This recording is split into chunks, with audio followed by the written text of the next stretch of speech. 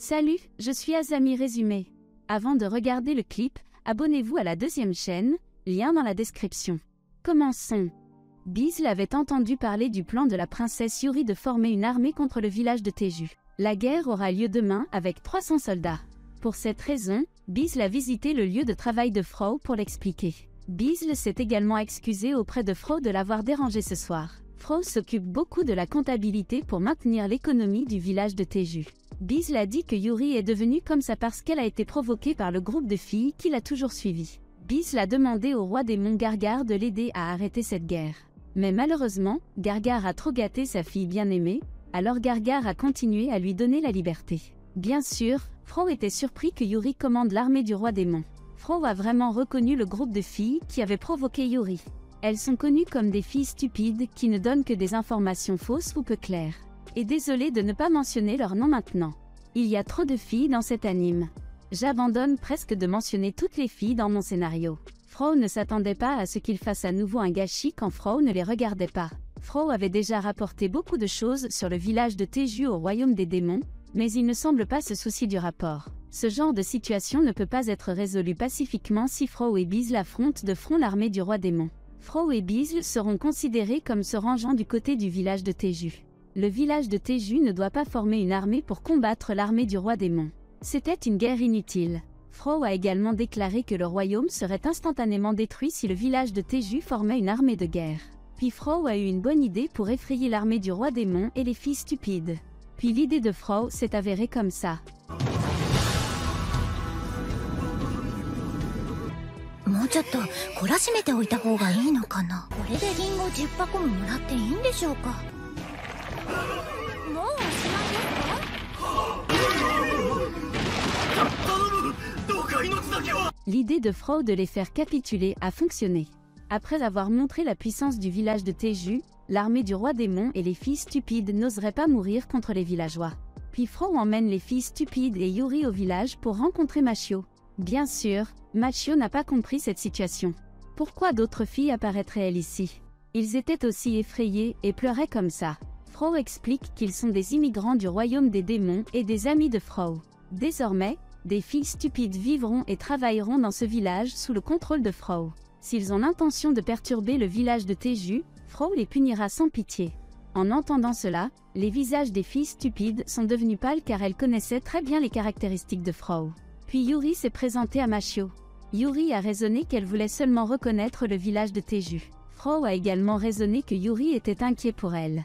Yuri n'avait aucune intention de jouer avec le village de Teju, et Machio pouvait être considérée comme son existence n'existait pas. Dans l'esprit de Yuri, elle était terrifiée parce que le village de Teju était trop puissant. Après avoir entendu l'explication de Frow, Machio lui ordonne de les emmener dans le village. Machio va à nouveau travailler dans les champs comme d'habitude. Puis Frow a chuchoté que les villageois de Teju ne devraient pas être au courant des événements d'aujourd'hui. Ils devaient garder le secret et travailler avec diligence dans ce village afin que leur comportement puisse être pardonné. Ils sont déjà surveillés par quelqu'un dans ce village. Même beaucoup d'yeux ont vu leur action. Si vous n'avez pas compris mon explication, je vous rappellerai quelque chose dans les épisodes précédents. Le devoir de Flora est de garder un œil sur chaque visiteur du village. Pendant ce temps, les familles Abattant et Kuroyuki étaient également dispersées dans la forêt. À cause de cela, les filles stupides ne devraient pas agir imprudemment dans ce village. Une dernière chose, ils ne sont pas autorisés à révéler leur identité. Frow s'est également excusé auprès de la princesse Yuri. Frow ne pourrait pas appeler sa princesse dans ce village, alors Frow n'a appelé que le nom de Yuri. Yuri n'a pas de traitement spécial dans ce village et doit vivre comme une personne ordinaire. Puis Yuri ne se soucia pas de la suggestion de Frow. Même Yuri n'avait pas entendu Frow appeler le nom de Yuri sans le titre de princesse depuis longtemps. Puis ils ont commencé à marcher ensemble dans le village. Ils étaient impressionnés par toutes les fermes du village. Même le système du village de Teju est également très naturel. Yuri était également heureuse parce qu'elle pouvait jouer avec les 3 garçons là-bas. Quand ils étaient dans le verger, ils ont vu beaucoup de pommes. Les filles stupides ont expliqué que cette pomme était un fruit très cher sur le marché de la capitale. Même ce fruit n'est servi que lors des fêtes royales. Rhea, qui récoltait des pommes, a été légèrement surprise par leur conversation. Cela ressemblait à de la royauté. Bien sûr, Frow a donné aux filles stupides un code pour arrêter la conversation. Après cela, ils ont fait la connaissance de Lasti. Yuri était légèrement surpris parce que la race des dragons avait une forme originale mignonne. Puis les filles stupides ont pensé à essayer de s'échapper de ce village. Un noble comme eux ne méritait pas de vivre dans un village comme celui-ci. Mais quand ils ont essayé de s'échapper du village de Teju,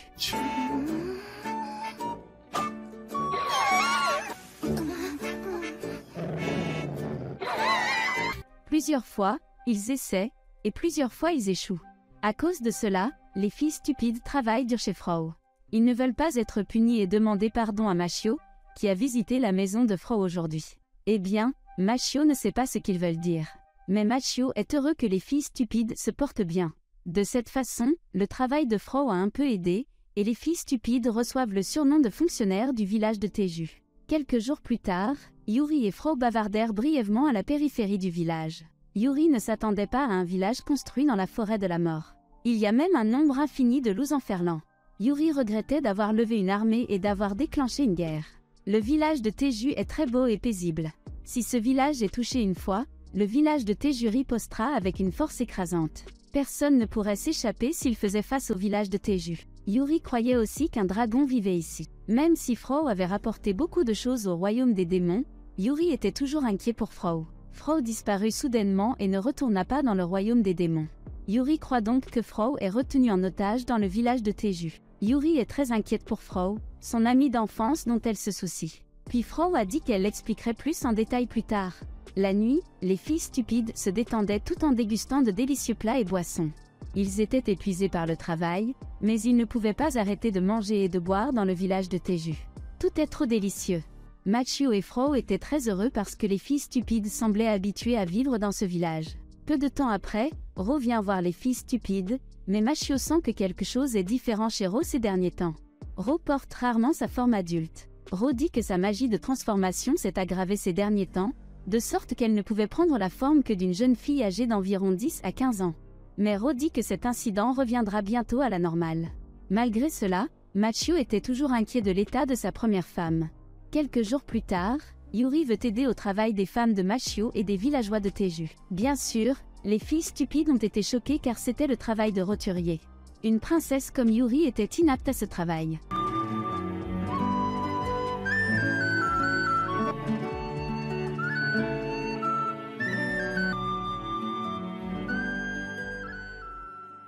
Ainsi, plusieurs jours se sont écoulés et Yuri veut retourner dans le royaume des démons.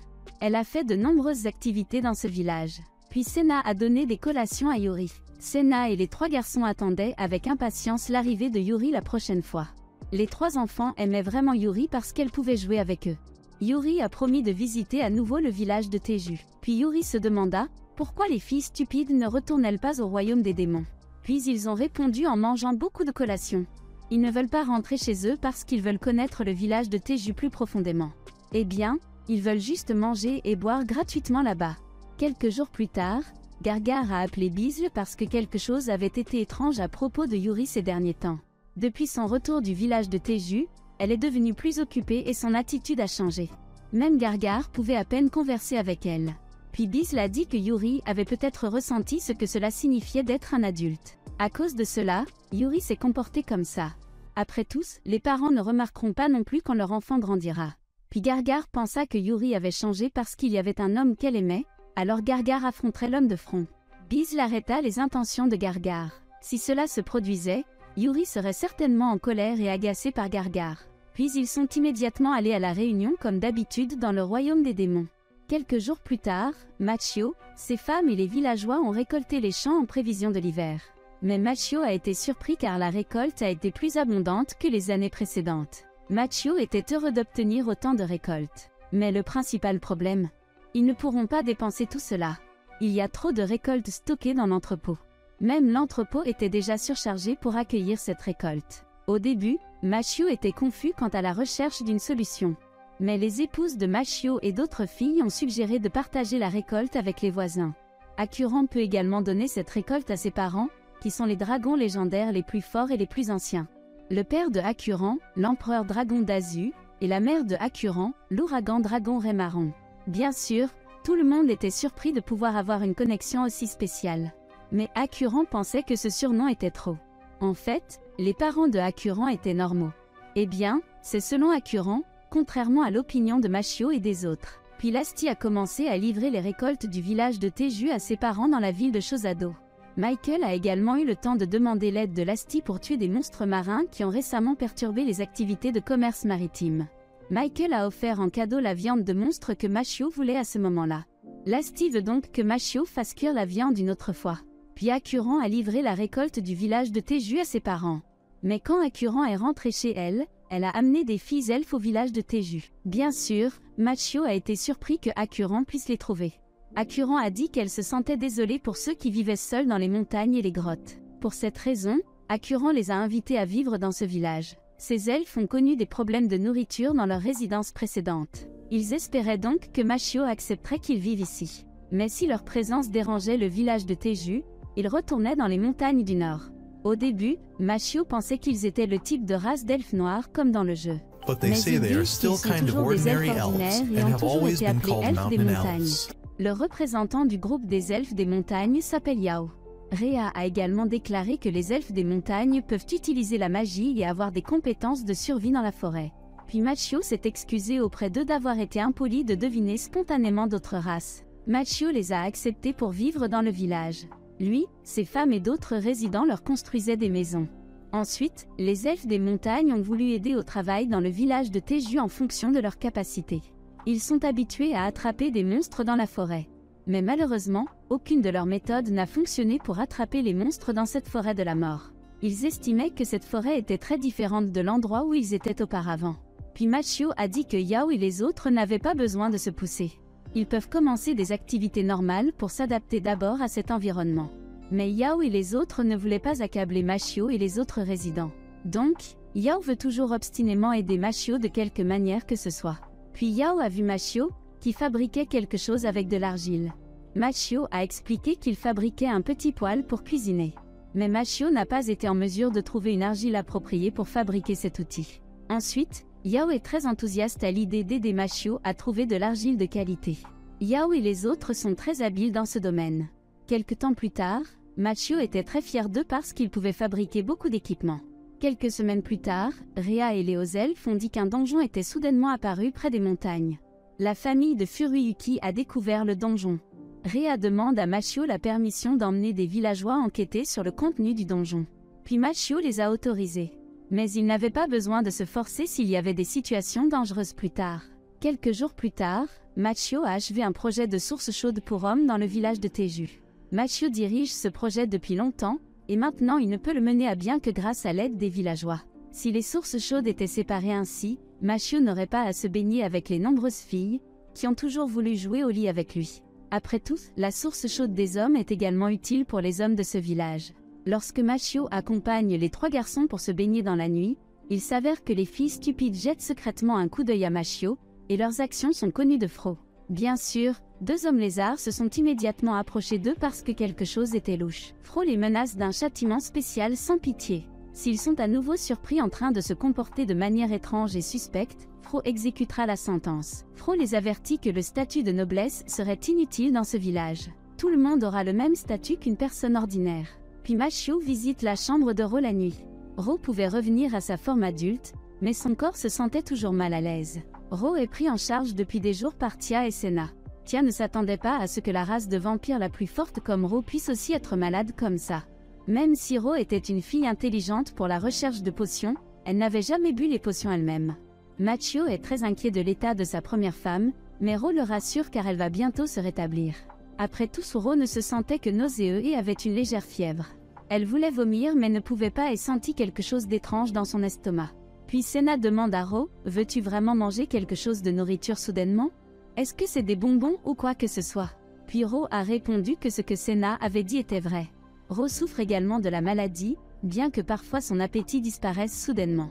Après avoir entendu cela, Senna et Tia comprennent finalement que Ro est en fait enceinte, mais Ro et Mashio ne s'en rendent pas compte. Pourquoi Mashio et Ro sont-ils choqués? S'asseoir tous les soirs par Mashio fonctionne bien. Il semble que cette chambre privée soit très utile pour la paix de la fille. Le lendemain, l'équipe d'enquête du donjon est retournée au village de Teju. Ils savent aussi déjà que Mashio a réussi à féconder Ro comme sa première femme. Les hauts elfes étaient excités parce qu'ils avaient découvert quelque chose d'extraordinaire dans le donjon. Ils veulent que Machio envoie des troupes pour tuer un monstre appelé Bloody Vipé. Les hauts elfes voulaient manger à nouveau la chair de Vipé comme la dernière fois, donc leur demande cette fois devait être exécutée le plus rapidement possible. Machio était confus, pourquoi était-il si enthousiaste et rougissant quand il parlait de Vipé? Puis Yao a expliqué que la viande de Vipé est très délicieuse et peut augmenter l'endurance au maximum. D'autres effets peuvent également décrire la fertilité de l'utérus d'une femme. La culture des graines se passe très bien si elle mange la chair de la vipère.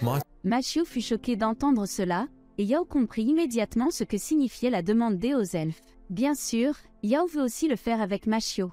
Puis Machio les calma. L'hiver arrive bientôt et Machio pourrait discuter des activités chaudes au lit avec eux un par un. Machio ne peut pas se permettre de satisfaire la luxure de toutes les filles en même temps toute la nuit.